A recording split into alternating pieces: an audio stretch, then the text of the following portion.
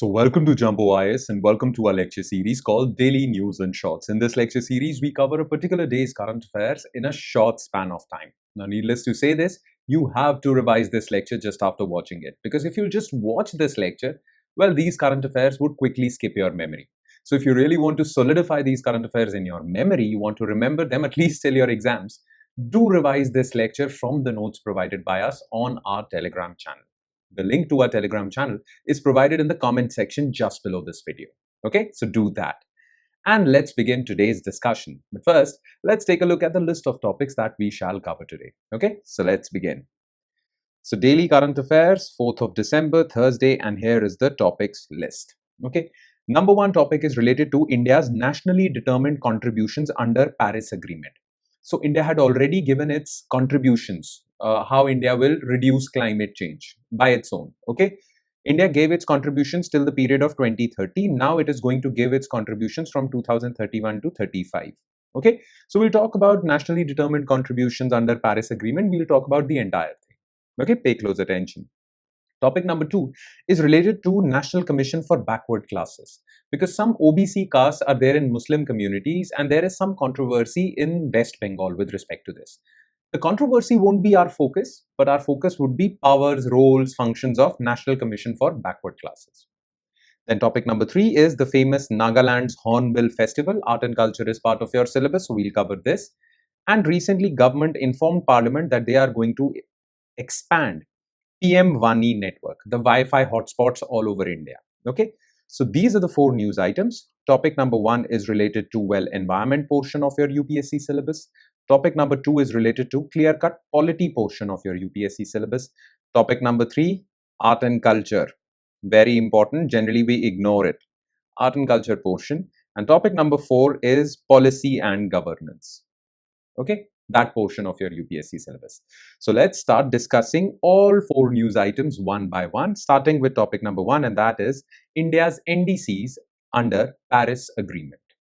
Okay, now Paris Agreement of 2015 was a landmark agreement because before that, all the climate conferences that occurred, in that there was some disagreement between the countries, or some disagreement or the other.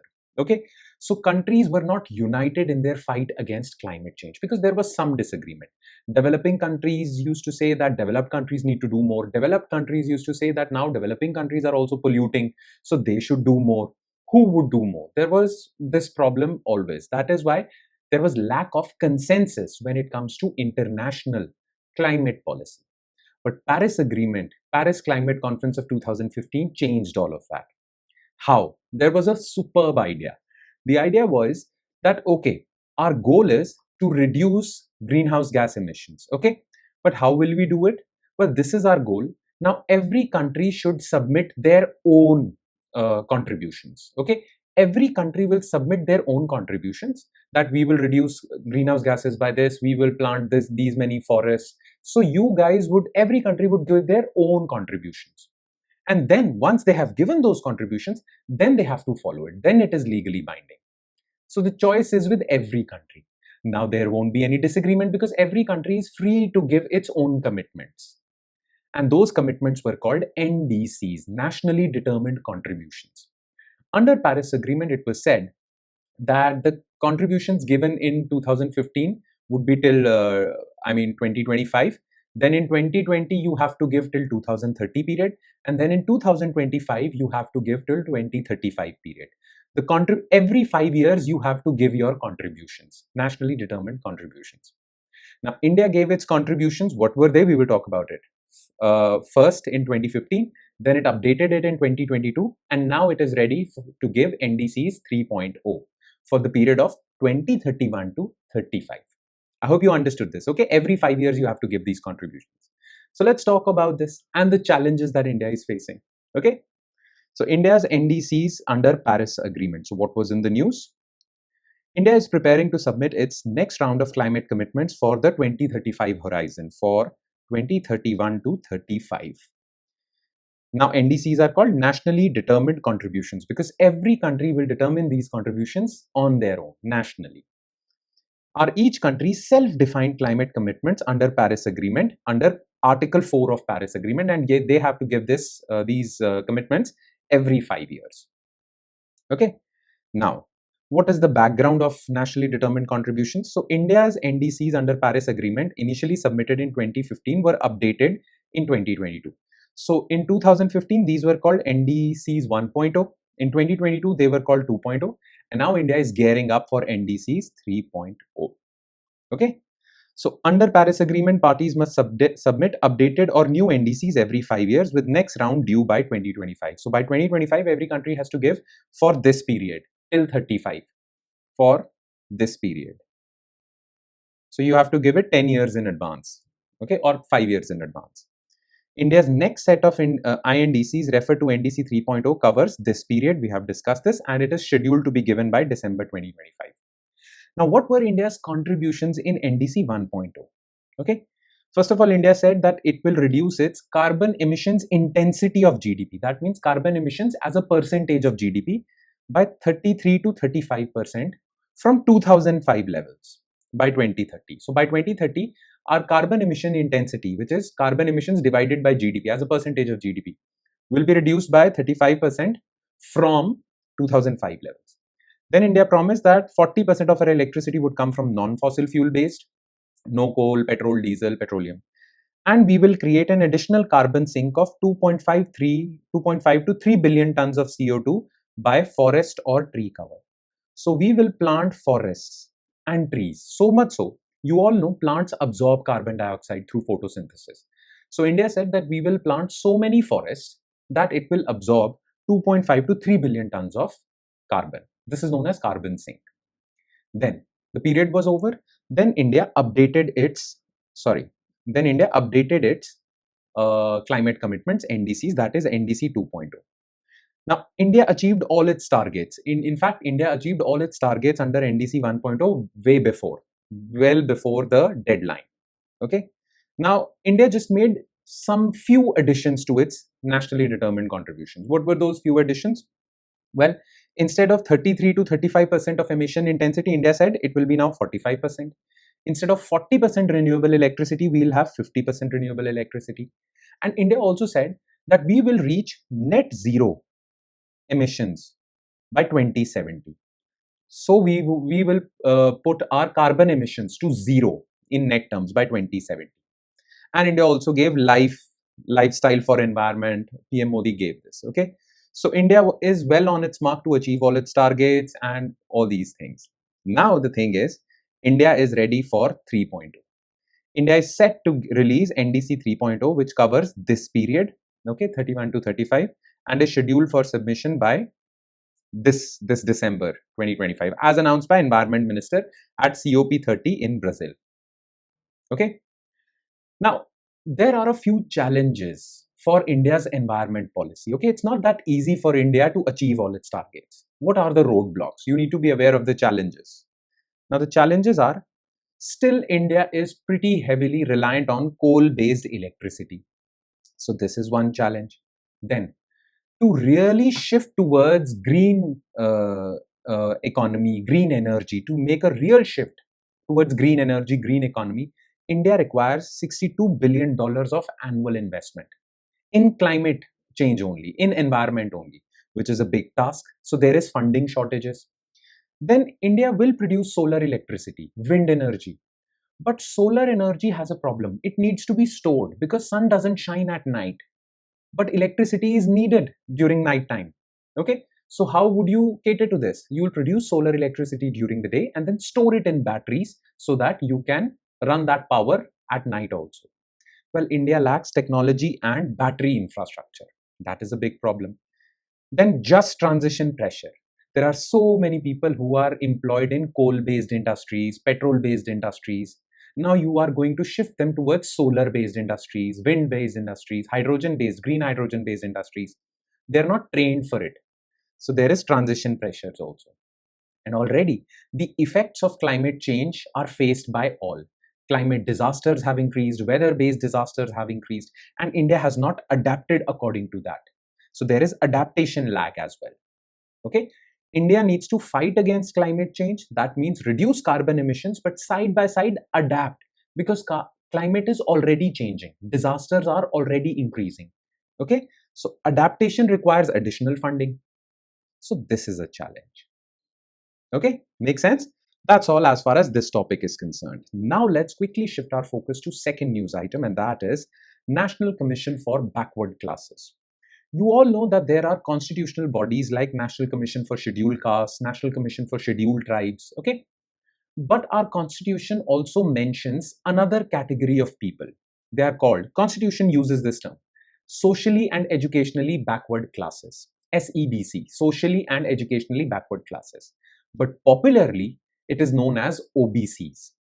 Remember this fact that OBCs are not nowhere mentioned in the constitution. The constitution uses the term SEBC, socially and educationally backward classes, but popularly we use the term OBCs. Okay, now they also need some protection. OBCs, representation, reservation.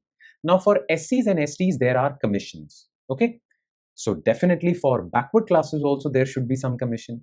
So in 1993 National Commission for Backward Classes was created, okay, as a statutory body. That means, well, it was not a constitutional body. It was not created by Constitution of India. It was just created by law of Parliament.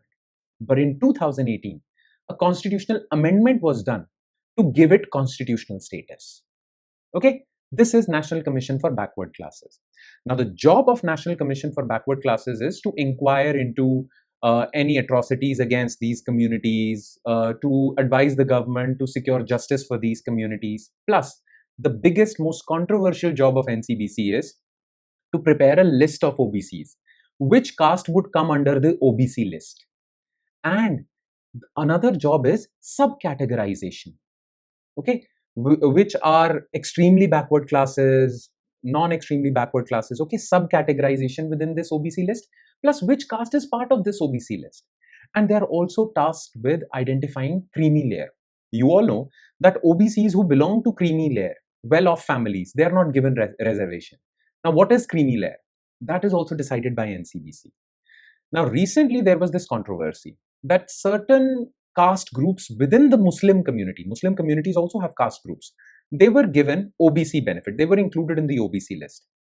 Now, there is this controversy that once you have converted to Islam, then you shouldn't get the benefit of OBCs. Okay. Now, Supreme Court was already listening to this matter, but recently NCBC advised that certain Muslim communities of West Bengal, they should be removed from OBC list. Now, it's a controversial matter, but Supreme Court will take the final call, but NCBC gave its verdict.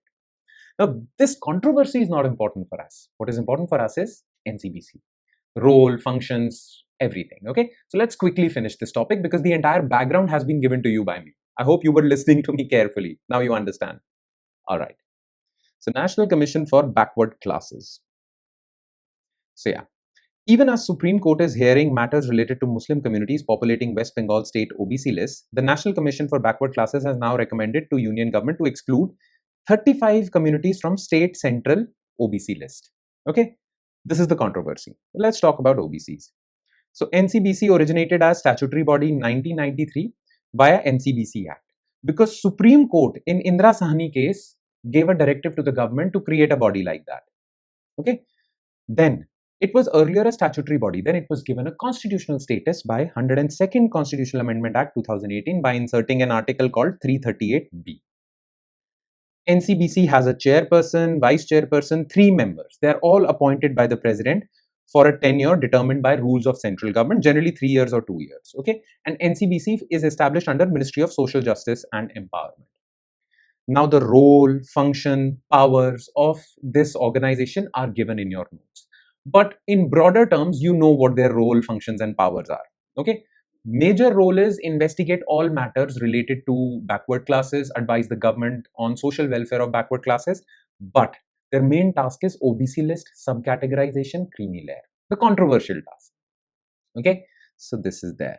So read through the notes, the exact powers of or functions of NCBC. All right. And now we shall quickly shift our focus to next news item, and that is related to art and culture, and it is Nagaland's Hornbill Festival. So every year Nagaland celebrates Hornbill Festival. It is a state festival, and basically Hornbill is a bird which is revered in Naga culture, Naga tribal culture. This bird is quite, I mean, it has spiritual significance. tribal significance. It's a significant bird. That is why the name of the festival is Hornbill Festival, named after this bird. But this festival is used by Nagaland state government to promote Naga culture, Naga heritage. Plus, in this festival, well, different tribal groups come and participate. Therefore, this festival also basically promotes tribal harmony, because most of these tribes are fighting with each other. So by participating in this common festival, there is contact between these tribes and there is tribal harmony also. So for intertribal peace, for promoting Naga culture, Naga pride, this festival is conducted every year from 1st December till 10th December. Okay. Now, Northeastern culture is also part of your art and culture syllabus. Therefore, it is important for you to know about this. So let's talk about this very quickly. Okay. So Nagaland's Hornbill Festival. So the third day of 10-day Hornbill Festival unfolded in full vibrancy. Now, this festival, remember, is conducted at Kisama. Kisama is a village near Kohima in Naga Heritage Village. So Kisama Naga Heritage Village, every year the festival is conducted over here, where 8 tribal groups representing various Naga communities with so many visitors give performances, their tribal performances. Okay, it looks like this. So there are so many visitors and tribal communities participate. The Hornbill Festival is held annually from 1st to 10th December at Kisama Heritage Village near Kohima, Nagaland. Okay, now about this festival. So it is dubbed as Festival of Festivals for Nagaland. It's very important for Nagaland. Okay, it's a 10-day annual cultural extravaganza of Nagaland's Department of Tourism and Art and Culture. They conduct this festival. The purpose, remember the aims and objectives: to showcase the heritage of 17 major Naga tribes, promote intertribal unity, because there are conflicts, and boost tourism also. Many tourists also come. It was initiated in December 2000 at Kisama Heritage Village near Kohima. Plus, well, this day, December 1st, also coincides with Nagaland Foundation Day, Statehood Day. It is on this day that the state of Nagaland was found. So it is all the more important for Naga people because they got a state during this day. Okay, so this is the thing. By the way, this festival is named after the Great Hornbill. So the Great Hornbill is a large bird native to Nagaland's forest in northeast India. Okay, it has cultural significance. Naga folklore portrays the hornbill as auspicious and spiritual, but it's you should remember this. Its IUCN status is vulnerable and it is protected under Schedule 1 of World Wildlife Protection Act. That's about it. All right. And now let's move on to last news item, which is a government scheme, and that is expansion of PM-WANI scheme. Basically, listen to me carefully. Government wants to expand Wi-Fi access all over India to remotest of remote parts of India. Okay, so government came out with a scheme. Under this scheme, well, a normal shopkeeper can get the license. By the way, there is no need to get the license, but can be entrusted with opening a Wi-Fi hotspot given by the government. So a normal shopkeeper can have a Wi-Fi hotspot and they can charge some price to people who want to connect with that hotspot. You understand? So let's suppose there is a normal shopkeeper in your locality. He gives Wi-Fi services. So he generates that Wi-Fi hotspot. You connect with that, use internet and pay him by the hour or half an hour or minutes. Okay. So government is trying to establish many hotspots all over the country. So this would increase Wi-Fi access. This would increase digital inclusion, bridge digital divide, plus would also serve as an alternative income source for these small shopkeepers. You understand the point, right? So this is PM-WANI scheme. Now, why was this in the news? Because recently Government of India informed the Parliament that we are going to further expand this scheme. The scheme is already successful, but we are going to further expand this scheme. Okay, that's about it. So let's talk about it. So expansion of PM-WANI network. So what was in the news? The government has updated Parliament on rapid expansion of PM-WANI network with over 3.9 lakh Wi-Fi hotspots already established. So this is good news for people who are not connected with the internet. Okay. Government approved PM-WANI scheme on 9 December 2020 to accelerate the proliferation of broadband services through public Wi-Fi networks across the country. This is the scheme. Okay. So Kirana shop can have a Wi-Fi hotspot. Your house can have a Wi-Fi hotspot. Your factory can have a Wi-Fi hotspot. All these things. These people who will provide Wi-Fi hotspots like Kirana shop and all, they will be called public data offices. Okay. And they can earn money on it. So the full form is Wi-Fi Access Network Interface, launched by Department of Telecom in 2020 to spread affordable Wi-Fi across India, particularly in rural and underserved areas. These people, okay, these Kirana shops will be called public data offices. Then a particular public data office aggregator will provide connections. So there will be one PDOA. Okay, this PDOA will be connected to one internet service provider like Airtel, BSNL. Okay, this internet service provider will give internet connection to PDOA. Then PDOA will give licenses, not licenses, but Wi-Fi hotspots to these Kirana shops, which will be called PDOs. Okay, this PDOA will provide hotspots to these, allocate these hotspots to these Kirana shops, who can then provide it to people. You understand the chain? So this is the thing. Then there will be, there will be an app through which you can discover these Wi-Fi hotspots. So download this app and discover if there is a PDO in your vicinity. Then there will be a central registry which will manage all of this, and users can access this through PM-WANI apps. So very easy, seamless connectivity. Okay. Yeah. So the benefits are last mile connectivity, income and employment boost to these Kirana shops, digital inclusion. All right. That would be all. Some extra features are also there, but they are given in your notes. And that would be all. With that, we conclude today's session. So thank you so much for watching, everyone. And I'm sure it has added value to your preparation. But it will add more value. Number one, if you're consistent and regular, you watch the current affairs lecture daily. And number two, you revise it. You revise this lecture from the notes provided by us, because through that, you will get to solidify these current affairs in your memory. Otherwise, you'll forget them. So please do that. And I shall see you next time with another set of news items in this lecture series called Current Affairs, Daily Current Affairs in Shorts. Thank you, everyone.